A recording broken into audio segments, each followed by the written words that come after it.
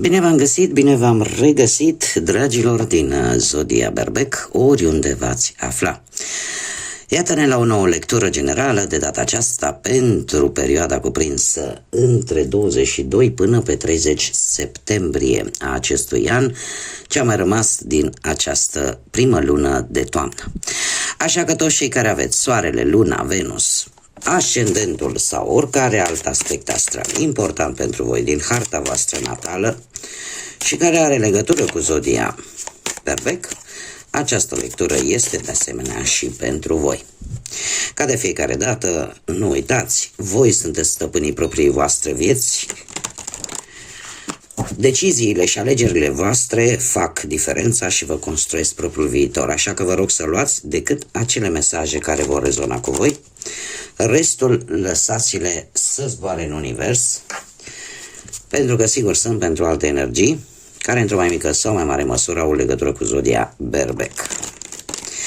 Zise toate acestea, haideți să vedem care este situația actuală în funcție de ce gândiți, de ce simțiți, de ce vă doriți, dragilor din Zodia Berbec sau cu legături puternice cu această zodie. Și să vedem ce vine în perioada cuprinsă între 22 și 30 septembrie. Și avem o primă carte.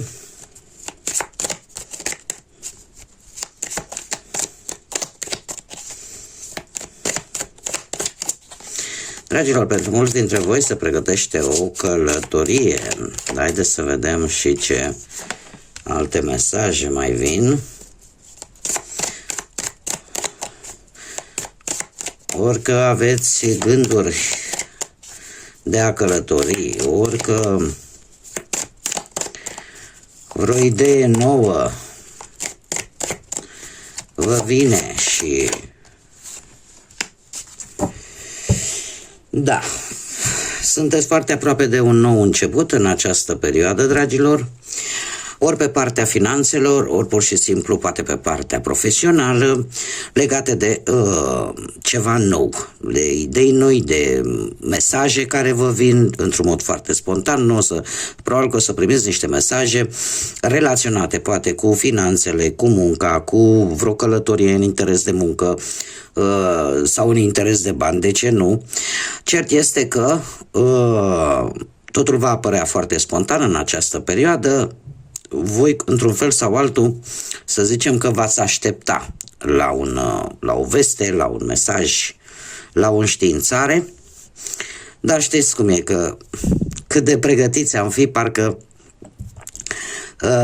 tot ne-a prins surprindere. E ceva de bine, nu este ceva de rău, e vorba de noi începuturi, iar pentru alții, e adevărat, în mai mică măsură, aș spune, această perioadă este foarte o bună perioadă pentru a mări familia, pentru cei care își doresc poate un copilaș sau așteptați vreo veste relaționată cu conceperea unui copil sau legată de un copil. Bun, haideți să vedem și ce ne spune tarotul. Am început cu picior bun, ca să zic așa. Haideți să vedem ce vine pentru dragii mei din Berbec sau cu legături puternice cu această zodie în perioada 22-30 septembrie, atât pe plan profesional, financiar sau sentimental.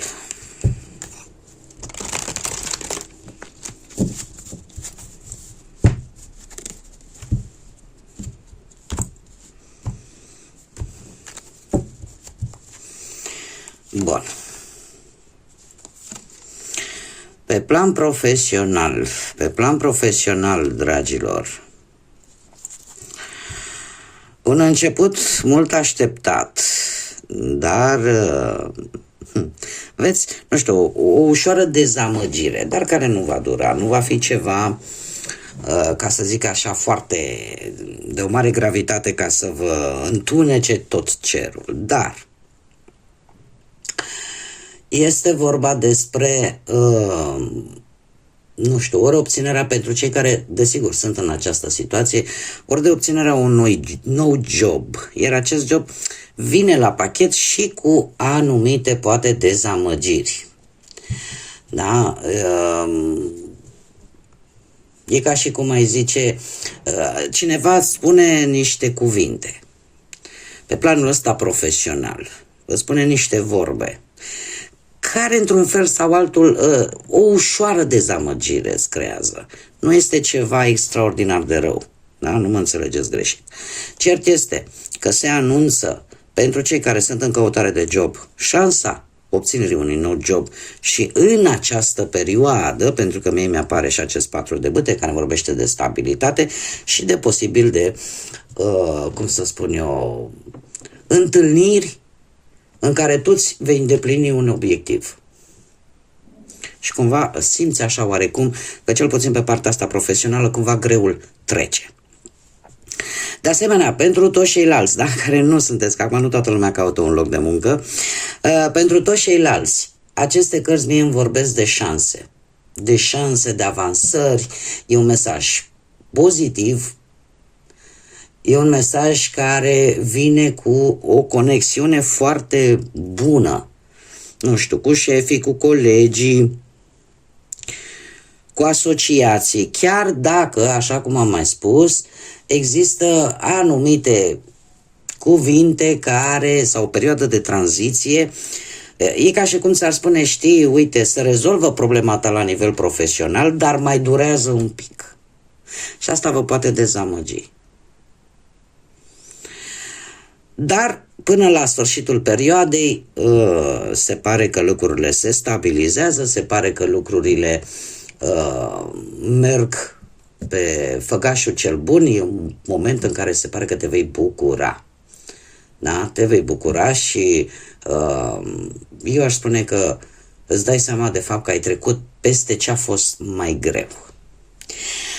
Mergem mai departe pe plan material, pe plan financiar. Pe plan financiar, dragilor, voi și apăreți voi aici în prim plan. Până la sfârșitul acestei luni, în această perioadă cuprinsă 22-30 septembrie, voi veți avea o reușită din punct de vedere financiar. O reușită care va veni într-o modalitate foarte rapidă către voi, în care voi în sfârșit simțiți că sunteți stăpâni pe situație, în sfârșit simțiți că e tot organizat, că totul e pus la punct și reușiți o stabilitate importantă pe parte materială. Este vorba despre o situație materială în creștere și asta în urma unor decizii corecte pe care voi le veți lua, dar și în urma unui succes, o negociere, cum să zic eu, realizarea unui proiect la care voi v-ați focusat foarte mult. Cumva, eu aș spune că apar creșteri, poate să apară o creștere de bănuți, poate să apară o promovare, poate să apară vreo promoție, nu știu, sau cumva pur și simplu faptul că tu ți-ai focusat atenția foarte mult pe acest plan și care are legătură cu banii, asta te va duce într-un mod foarte rapid, exact ca și cum ai zice, doamne, m-am chinuit atât de mult și nu am reușit să obțin poate această sumă de bani într-un timp atât de scurt. Pentru că 8-ul de bâte ne vorbește de rapiditate, de drum liber. Și sunteți foarte, foarte energici. Eu aș spune că și comunicarea va fi una foarte bună, posibil cu cineva la distanță, răspunsuri rapide, negocieri rapide, mutări rapide. Așa că situația voastră financiară este pe făgașul cel bun și eu aș mai zice că este și va fi încă, chiar dacă acum te folosești, ești foarte autoritar, foarte logic, foarte rațional sau rațională și ai rezultate pozitive, totuși, într-un fel sau altul, vei continua să pui accent în continuare pe stabilitatea financiară. Da? Posibil pentru unii chiar să vină o reușită financiară, vreo moștenire, ceva, un proces legal la care tu să ai succes în bani. Mergem mai departe.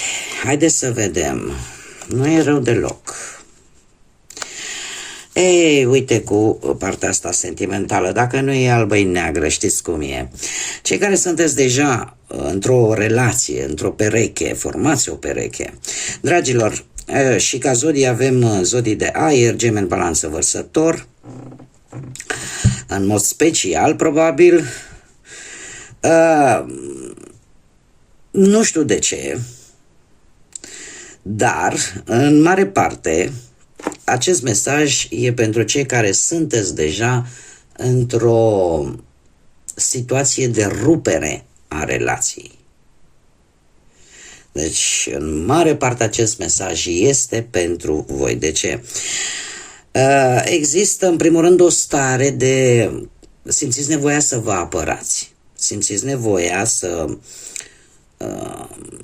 vă apărați de anumite persoane băgărețe, de anumite bârfe, de anumite acuzații care vi se aduc. Acest rege de spade este o persoană autoritară care poate reprezenta foarte bine vreun avocat sau cineva care, într-un fel sau altul, să facă ceea ce este corect, da? Să dea dovadă de seriozitate și să facă ceea ce este corect. Dar, de asemenea, și lucrul ăsta să ducă la o situație care să pună cap într-un mod, este adevărat, destul de dur, destul de... te lovește suplex, ca să zic așa, dar care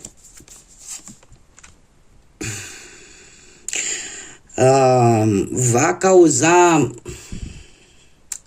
anumite adversități materiale. Sau pur și simplu va cauza acea senzație de a te simți singur. Așa că, până la sfârșitul acestei perioade, pentru această tipologie de relații pe care tocmai am precizat-o, veți evalua foarte bine, de fapt, în ce poziție se află relația voastră. Vă veți da seama foarte bine de acest lucru. Acum, pentru toți ceilalți care, desigur, vă veți regăsi poate în această situație, avem foarte multă dominare.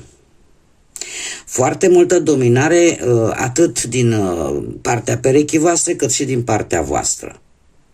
Adică fiecare încearcă să-l domine pe celălalt. Că vine perechea și spune, știi, uite, eu am dreptate că atunci când iau decizii, pentru că... Și veniți și voi și la fel același lucru.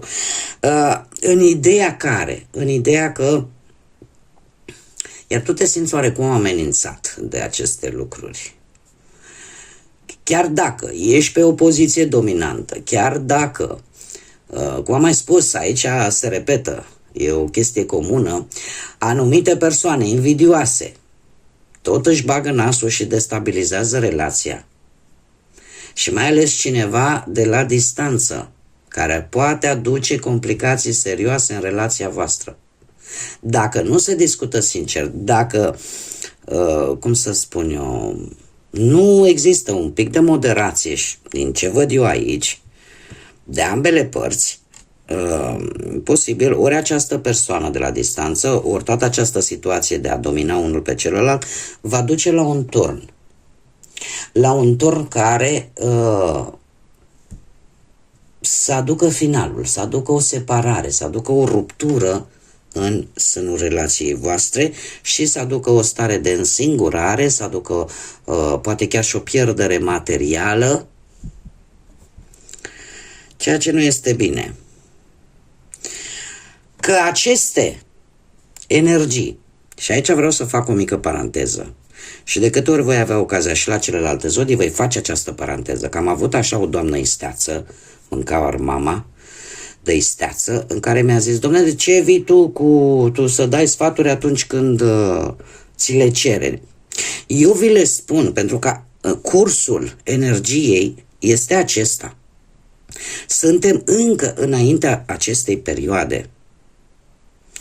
Energiile se schimbă în funcție, așa cum vă spun, de deciziile și alegerile pe care noi toți le facem. Și mă includ și pe mine.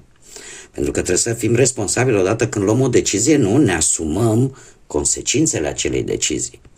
Dar aceste energii că se pot schimba, se pot schimba. Da? Cum am spus, dacă, de exemplu,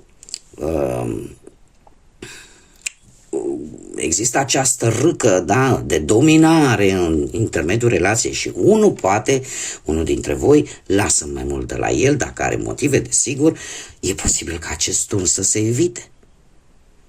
Eu nu vă dau sfaturi gratuite, eu vă spun decât ce mi-arată cărțile și cu asta am închis paranteza și mergem mai departe la cei care sunteți singurei, dragii mei, din Berbec, cei care sunteți singurei. Voi ați cărat multe chestii în spate de-a lungul timpului și în sfârșit, aș zice cel puțin pe plan financiar, sunteți oarecum stabili și de-abia de acum încolo cumva, pentru că trebuie să vă spun, energia Berbecului este o energie care în general nu-i pe place să primească ordine, dar vine cu o foarte mare dorință de a fi stabili, atât pe parte materială cât și pe parte sentimentală. Așa că la voi, dragilor, următoarea perioadă vine cu o stabilitate pe care ți-o construiești singur și de care vei ține cu dinții, dar în același timp avem zodia Vărsător, încă o dată se repetă zodiile de aer. Avem steaua care îmi vorbește de speranța și de forța pe care o ai de a merge înainte, de a avea mai multă încredere în tine însuți și lucrurile cumva, eu aș spune că se vor îmbunătăți. Pe planul sentimental se vor îmbunătăți, tocmai pentru că după foarte multe lupte reușești într-un final cu acest 4 de monede să obții o situație destul de stabilă și este chiar indicat, asta cărțile o spun, poate să ieși mai mult în societate. Da? Dacă chiar te interesează, pentru că aici steaua îmi vorbește de speranță, de încredere mai mare în tine, deci ești cumva pe poziția, domne, uite, acum parcă am curaj să ieși și eu în lume și să caut ceea ce îmi doresc. Vei prioritiza propriile tale dorințe pe planul ăsta sentimental. Haideți să vedem și un sfat, dragilor, pentru această ultimă perioadă a lunii septembrie, cuprinsă între 22-30 septembrie, pentru dragii mei din Berbec. Și avem dorința. Dragii mei dragi, spune așa: dorințele inimii tale sunt pregătite să devină realitate. Avem numărul 35 sau numărul 8, care poate să aibă sau nu o anumită însemnătate pentru voi. Ce îmi spune asta? Asta îmi spune că numărul 8, în mod special, îmi vorbește de reușită, de putere, de abundență, dar de foarte mare ambiție, de o schimbare foarte importantă, care, după câte văd eu aici, e legată de o anumită dorință sau mai multe, pe care acum sunt pregătite să devină și realitate. Bun, dragilor, cam atât am avut pentru voi în această ultimă perioadă a lunii septembrie. Eu vă mulțumesc în primul și în primul rând pentru atenție și vă doresc ca această ultimă perioadă din septembrie să fie una cât mai bună, cât mai liniștită, cât mai plină de lumină, atât în suflete cât și în gânduri. Și am decis ca la fiecare final de lectură să vă urez tuturor, indiferent de zodie, să fiți mai buni, să încercăm așa cât putem să nu facem rău gratuit, Dacă nu putem face un bine, cel puțin să nu facem rău. Chiar dacă sunt și voci care îmi spun, domne, nu mai da sfaturi că nu ți le cere nimeni, eu îmi fac datoria. Nu vă îndemn la rău, nu vă îndemn la lucruri urâte și niciodată să nu vă pierdeți credința. Dacă nu credința, pentru cei care sunteți atei, nu aveți nicio credință în vreo divinitate, pentru toată lumea, în primul rând, nu vă pierdeți încrederea în voi și nu vă pierdeți credința că lucrurile se vor schimba pentru voi într-o manieră pozitivă. Până data viitoare, numai bine. Vă aștept comentariile, like-urile, distribuirile pentru toți cei care încă nu s-au abonat. Eu îi îndemn cu mare drag să o facă. Dacă au rezonat, dacă v-a plăcut și vă plac acest gen de lecturi și felul în care eu le abordez, nu ezitați, abonați-vă, este gratuit, la fel ca și like-urile, distribuirile și comentariile voastre. Până data viitoare, când ne vom reîntâlni la o nouă lectură, tot binele din lume, multă energie pozitivă și, desigur, să fiți iubiți, dragilor!